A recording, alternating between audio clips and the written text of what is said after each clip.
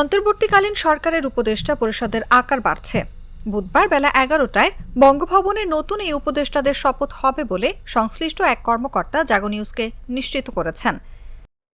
নতুন কতজন উপদেষ্টা শপথ নেবেন সেটি তাৎক্ষণিকভাবে জানা যায়নি, তবে প্রতিমন্ত্রীর পদমর্যাদায় প্রধান উপদেষ্টার বিশেষ সহকারী অধ্যাপক ডক্টর এম আমিনুল ইসলাম উপদেষ্টা হিসেবে নিয়োগ পেতে পারেন বলে একটি সূত্র জানিয়েছে, যিনি বর্তমানে শিক্ষা মন্ত্রণালয়ের দায়িত্ব পালন করছেন।